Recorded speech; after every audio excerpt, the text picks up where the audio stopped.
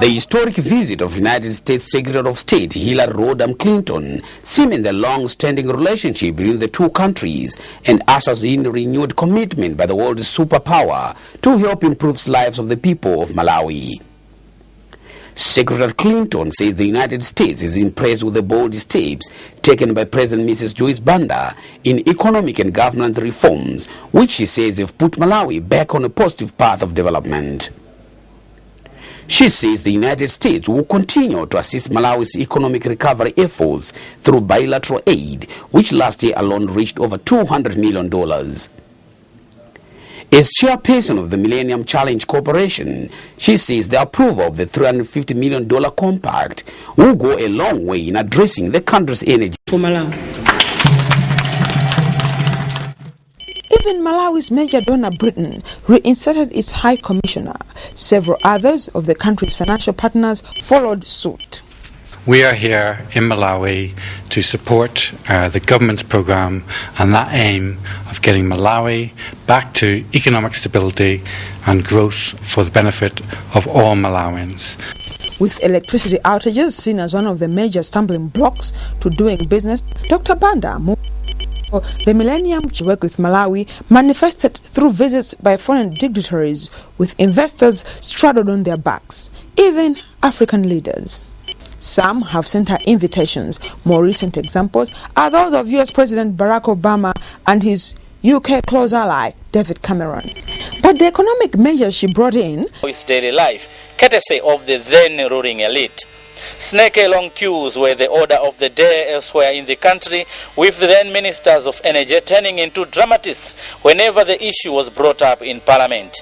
Memories are still fresh of a minister who was fired apparently after telling Malawians to get used to the fuel problem. At the filling stations, the queues continued, and petrol-powered fire accidents continued as well, as some locals were forced to illegally keep fuel jerrycans anyhow. After April 7, the Joyce Banda regime came up with a new approach with priority of ending the fuel madness. The new administration had to panel beat Malawi's sour relations with major bilateral donors and solicited some soft loans and grants to reverse the fuel drought. And 1 year down the line, this is what motorists captured in Lilongwe, which has the largest vehicle population in Malawi, are saying. Elector generals at the Kamuzu Palace in Lilongwe.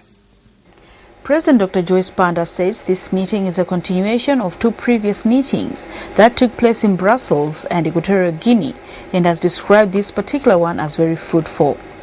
The president explains that in those meetings she had the chance to express Malawi's appreciation for the support the EU and FAO have rendered to Malawi through general support, sector support in agriculture, irrigation, transport and disaster management.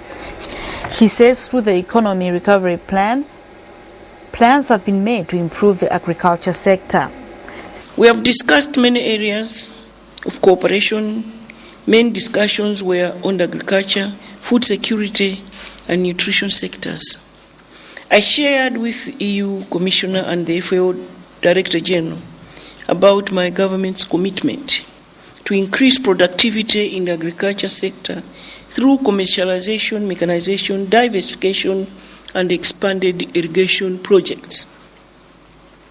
This commitment is in line with the agriculture sector-wide approach, ASAP, which is a prioritized sector investment strategy meant to enhance agricultural productivity and help transform the country's exports. Speaking to the press later, FAO's Director General Jose Graciano da Silva says the meeting has agreed that the rural sector is crucial for the development of Malawi. We did agree that assess the situation in Malawi, and really the container that we have brought, I can honestly tell you, it's a container that was put together with love. African diaspora doctors, we sat down, we said based on what we saw, what would be the most practical? So we have pretty much everything that we felt was needed. That container has 1,100 boxes of medical supplies.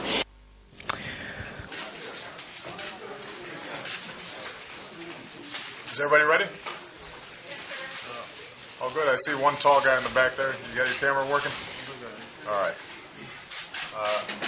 Well, it is a great pleasure to welcome 4 leaders from Africa, all of whom are doing extraordinary work. President Sall from Senegal, President Banda from Malawi, President Koroma from Sierra Leone, and Prime Minister Neves from Cape Verde.